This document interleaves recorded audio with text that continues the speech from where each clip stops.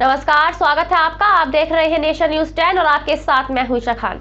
चलिए शुरुआत करेंगे बुलेटिन की आजमगढ़ से, जहां मैनपुरी लोकसभा उपचुनाव और अन्य विधानसभा चुनावों में समाजवादी पार्टी की सफलता से उत्साहित जनपद के नेता कार्यकर्ता पार्टी कार्यालय पर इकट्ठा होकर नेताजी की मूर्ति और डॉक्टर अंबेडकर की मूर्ति पर माल्यार्पण कर ढोल नगाड़े बजाते हुए पटाखे फोड़कर जीत का इजहार किया। सपा के कार्यकर्ता कार्यालय से ढोल नगाड़े के साथ कलेक्ट्रेट चौराहे होते हुए नेताजी अमर रहे, डॉक्टर अंबेडकर अमर रहे के नारे के साथ अखिलेश यादव, डिंपल यादव, मोहम्मद आजम खान, जयंत चौधरी जिंदाबाद के नारे लगाते हुए पार्टी कार्यालय पर पहुंचकर एक दूसरे को मिठाई खिलाकर खुशियां मनाई।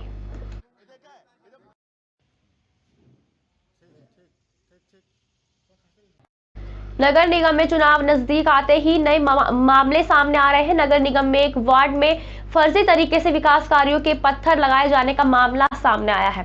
शिकायतकर्ताओं ने नगर निगम अफसरों से इसकी शिकायत की है। आरोप है कि नगर निगम से स्वीकृति कराए बिना ही पत्थर लगाए चुनाव प्रचार के लिए नगर निगम के नाम का प्रयोग किया जा रहा है, जबकि पार्षद का कहना है कि उन्होंने केवल उसी काम के पत्थर लगवाए हैं जो नगर निगम से हुए हैं। क्षेत्र निवासी तजीम नवाज ने नगर आयुक्त को शिकायत पत्र सौंपा।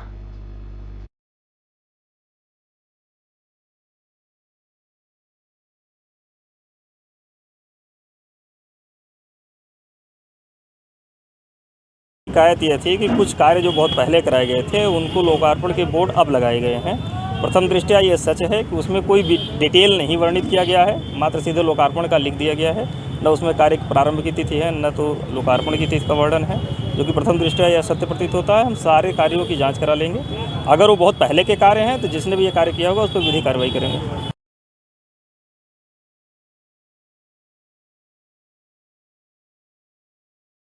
नगर निगम के द्वारा पॉलिथीन के चालन अभियान लगातार जारी है। हरियाणा सरकार ने सिंगल यूज प्लास्टिक प्रदूषण को कम करने के लिए ठोस कदम उठाए और लगातार लोगों को जागरूक किया जा रहा है। इंस्पेक्टर ने बताया कि जब से हरियाणा सरकार ने सिंगल यूज प्लास्टिक बैन किया है, तभी से हमारा चालान अभियान लगातार जारी है। लोगों को जागरूक भी कर रहे हैं। पॉलिथीन से पॉल्यूशन होता है और जगह जगह सड़कों पर पॉलिथीन गिरी होने से पशु उस पॉलिथीन को खा जाते हैं, जिससे कि उनकी जान भी चली जाती है। कम से कम हम पॉलिथीन का 500 रुपए का चालान और मिनिमम 25,000 का चालान करते हैं। तो जब से बराबर काउंटिंग डेली होती रहती है, 20-20, 25-25 में डेली हो जाते हैं। जितने दोषी मिलते हैं उनका तुरंत प्रभाव से चालान किया जाता है। उसमें कोई संख्या निर्भर नहीं है। जितने मिलते हैं दोषी, तुरंत प्रभाव से कार्रवाई की जाती है। लोगों में 85% जागरूकता है।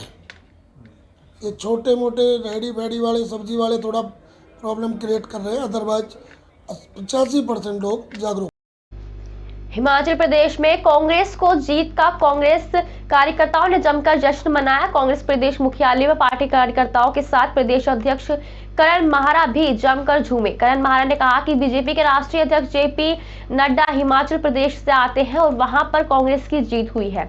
उन्होंने बीजेपी राष्ट्रीय अध्यक्ष जेपी नड्डा, केंद्रीय मंत्री अनुराग ठाकुर को लेकर भी तंज कसे हैं। इसके साथ ही गुजरात में हुई हार पर भी करण माहरा ने कहा कि आम आदमी पार्टी ने वोट शेयर किए हैं। नड्डा की प्रदेश में हम जीते हैं, बीजेपी के पोस्टर बॉय उनके प्रदेश में हम जीते हैं। अनुराग ठाकुर को लेकर बड़े उत्साहित थे बीजेपी वाले, और मैंने अनुराग ठाकुर जी को एक दिन कहा भी था कि साहब ईवीएम को जस्टिफाई करने के लिए बीजेपी हो सकता है तुम्हारी बलि चढ़ा दे। और आज हिमाचल हम जीते हैं, कांग्रेस की बहुत बड़ी जीत है। और राहुल गांधी की जो भारत जोड़ो यात्रा, उसका असर है, क्योंकि पढ़े लिखे लोग जिस राज्य में रहते हैं वहाँ निश्चित उसका फर्क पड़ना था। गुजरात के परिप्रेक्ष्य में यही कहना चाहूँगा कि आपने जो बीजेपी से नाराज लोग थे उसका 17% वोट शेयर काट दिया, जिसकी वजह से कांग्रेस की वहाँ स्थिति ठीक नहीं रही। अगर बीजेपी का आप वोट शेयर देख लें और इधर कांग्रेस और आपके वोट शेयर को जोड़ दे तो बीजेपी कहीं स्टैंड नहीं करती एज कांग्रेस। उत्तराखंड में 22 साल बाद अब महिला नीति आने वाली है, जिसको लेकर ड्राफ्ट तैयार किया जा रहा है। महिला आयोग के द्वारा महिला नीति का ड्राफ्ट तैयार किया जा रहा है, जिसको लेकर 21 दिन के भीतर उत्तराखंड की जनता से भी राय ली जाएगी। महिला आयोग के अध्यक्ष कुसुम कंडवाल का कहना है कि 8 मार्च को महिला दिवस के अवसर पर महिला नीति लॉन्च की जाएगी। महिलाओं की सुरक्षा को देखते हुए भी महिला नीति में प्रावधान किए जा रहे हैं।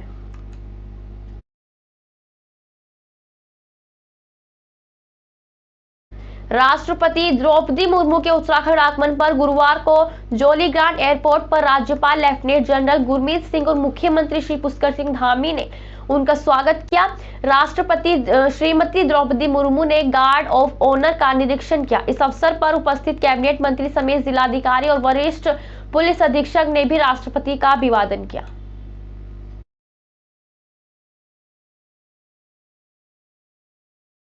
रुद्रप्रयाग में आ रही एक शादी का वाहन अचानक अनियंत्रित होकर गहरी खाई में जा गिरा। इसमें कुल 12 बाराती सवार बताए जा रहे हैं, जो कि सभी 21 साल से नीचे के हैं।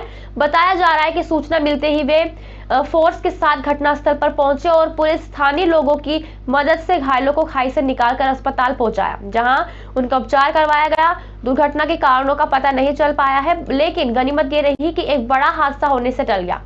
हालांकि सभी को हल्की फुल्की चोटें आई हैं, सभी को प्राथमिक उपचार के लिए लाया गया है।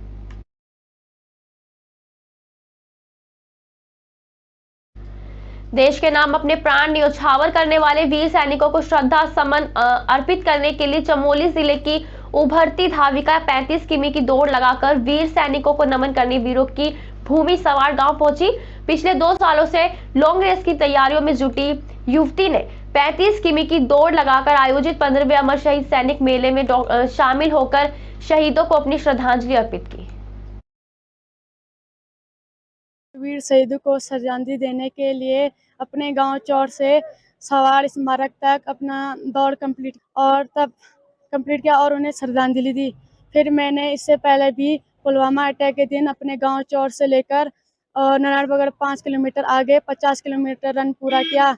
और फिर मैंने कारगिल दिवस पर शहीदों को श्रद्धांजलि देने के लिए अपने चौर से लेकर थराली से आगे तक मैंने 30 के आसपास किलोमीटर कंप्लीट की। और इससे पहले भी मैंने 15 अगस्त के दिन अपने चौड़ गांव से खेता तक 20 किलोमीटर रन पूरा किया। और मेरी प्रथम रेस जब मेरी मैराथन हुई अल्ट्रा रन, तो मैंने अल्ट्रा रन पूरी की 50 किलोमीटर कोटेश्वर मंदिर से चिरपटिया तक की, और उसमें मेरा प्रथम स्थान रहा। बता दें, कलियर में अज्ञात वाहन की टक्कर से बाइक सवार पुरुष और उसके 2 बच्चों की मौत हो गई है, जबकि महिला और एक बच्चा गंभीर रूप से घायल हो गए हैं। पुलिस ने घायलों को 160 की मदद से घायलों को उपचार के लिए अस्पताल भिजवा दिया है। और जानकारी के मुताबिक किसी अज्ञात वाहन के बाइक को टक्कर मार दी, जिसके बाइक सवार सड़क पर गिरकर घायल हो गए। इस दौरान 18 वर्षीय असलम, 5 साल के बच्चे और एक बच्ची की मौत हो गई है, जिसके बाद घायलों को उपचार के लिए अस्पताल भिजवा दिया गया है।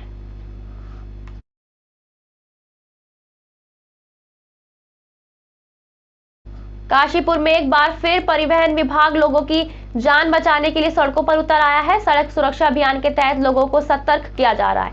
यातायात नियमों का पालन करने के लिए लोगों से अपील की जा रही है और साथ ही यातायात के नियमों का उल्लंघन करने वालों पर कानूनी कार्रवाई भी की जा रही है। आपको बता दें कि मौसम परिवर्तन होने के बाद सड़कों पर घना कोहरा छाया हुआ है, जिसकी वजह से सड़क दुर्घटना का ग्राफ तेजी से बढ़ रहा है। और बढ़ते सड़क दुर्घटना के ग्राफ से परिवहन विभाग भी चिंतित है, जिसके चलते परिवहन विभाग और राजस्व विभाग ने संयुक्त रूप से टीम गठित कर सड़कों पर चेकिंग अभियान चलाया है। बिना रिफ्लेक्टर लगाए सड़कों पर दौड़ रहे वाहनों को रोककर रिफ्लेक्टर लगाया गया था कि वहां दूर से ही आसानी से दिखाई दे जाए और सड़क दुर्घटना भी संभावना कम हो जाए। मैं बताना चाहूँगा कि जैसे कि अभी ये ठंड का मौसम आ गया है और धीरे धीरे कोहरा भी छाने लगा है और इसमें जो है दृश्यता की कमी हो जाती है, जिससे वाहन दुर्घटनाओं की संभावना बढ़ जाती है।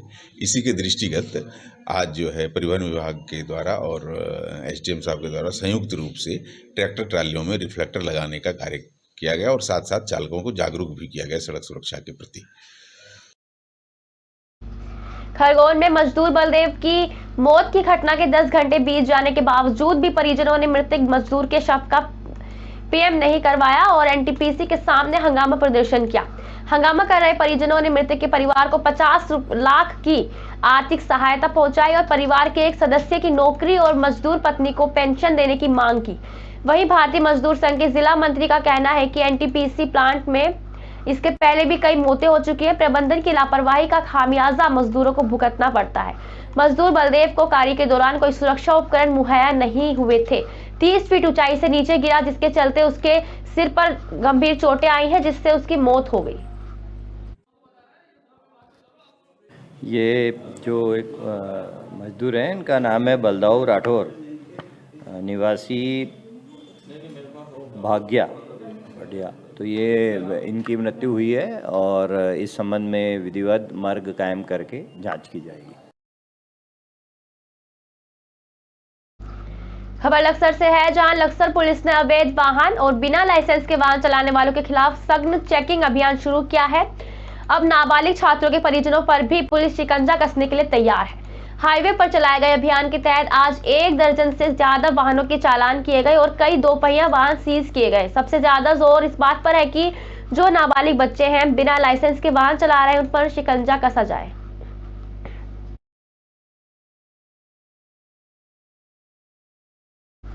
खबर लक्सर से है, जहां हिमाचल के विधानसभा चुनावों में कांग्रेस को मिली जीत पर हरिद्वार के कांग्रेसियों ने खुशी, भारी उत्साह है। कांग्रेस सेवादल के प्रदेश अध्यक्ष राजेश रस्तोगी ने कहा कि देश में नया राजनीतिक माहौल जन्म ले रहा है और भाजपा की उल्टी गिनती शुरू हो गई है। उन्होंने कहा 2024 के लोकसभा चुनाव में कांग्रेस की जीत पक्की है। 2024 में देश का प्रधानमंत्री कांग्रेस का बनेगा। उन्होंने ये भी कहा कि उत्तराखंड में भी कांग्रेस सभी लोकसभा सीटें जीतेगी। भारत जोड़ो यात्रा को भी राहुल गांधी ने एक एक कदम पर पार्टी और राहुल का भाग्य बदल रहा है। देश के प्रधानमंत्री, देश के लोकप्रिय यशस्वी प्रधानमंत्री लगातार कांग्रेस को कोसने का काम करते रहे हैं। लगातार कांग्रेस मुक्त भारत बनाने की बात करते रहे हैं। चुनाव हुए 2 प्रदेशों में, हिमाचल में और गुजरात में। हिमाचल के अंदर कांग्रेस की सरकार बनी, गुजरात में भाजपा की सरकार बनी। तो मेरा कहना है, बड़ा स्पष्ट कहना है, प्रधानमंत्री ने इस तरीके से प्रचार किया जैसे किसी पार्टी का प्रदेश अध्यक्ष करता है। बहुत तवज्जो दी उन्होंने चुनाव पर। लाल कुआं कुमाऊं की लाइफलाइन के नाम से जाने जाने वाली गोला नदी में खनन कार्य बंद होने से हजारों श्रमिकों और वाहन स्वामियों के सामने रोजी रोटी का संकट पैदा हो गया है। इससे स्वामियों का रोजगार भी बंद हो गया है, राजस्व को नुकसान हो रहा है और साथ ही गोला नदी में खनन से जुड़े वाहन स्वामी एक प्रदेश एक रॉयल्टी की मांग को लेकर पिछले 2 महीने से आंदोलित है, लेकिन सरकार है कि उनकी इस मांग पर अपनी आंखें मूंद बैठी है। हम अपनी 5 सूत्री मांग को लेकर के माननीय विधायक जी के पास गए थे। विधायक जी ने हमें पहले भी कहा था कि मैं ही यहाँ का सबसे बड़ा नेता हूँ और आप किसी के पास मत जाइए और जो भी होगा मैं करूँगा, मेरे से बड़ा नेता इस विधानसभा में कोई नहीं है और जो भी मेरी बात होगी तो मुख्यमंत्री से मैं ही बात आपसे रखूँगा। हमने 3 महीने का समय पूरा माननीय विधायक जी को दिया और आज हमने माननीय विधायक जी से कहा कि जो है कि भाई आपने जो कैबिनेट में सत्र पास आपने करवाया कि 2 महीने का वाहन स्वामियों का एक्सटेंशन दिया गया सिलेंडर में। उस मुद्दे पर हमने माननीय विधायक जी से बात की और विधायक जी का जो व्यवहार था वो बहुत ही अभद्र टाइप का व्यवहार था। लाल कुआं रेलवे स्टेशन में गुरुवार को सीबीआई ने वाणिज्य विभाग के कमर्शियल सुपरवाइजर को कथित तौर पर 7,000 रुपए की रिश्वत मांगने के आरोप में गिरफ्तार किया। इधर एक अधिकारी ने बताया कि सीबीआई ने रेलवे वाणिज्य विभाग के सुपरवाइजर राजेंद्र तोमर को गिरफ्तार किया है। पकड़े गए आरोपी को कल अदालत में पेश किया जाएगा। सीबीआई आरोपी को देहरादून लेकर चली गई है और इधर सीबीआई द्वारा की गई छापेमारी कार्रवाई से क्षेत्र में हड़कंप मच गया है।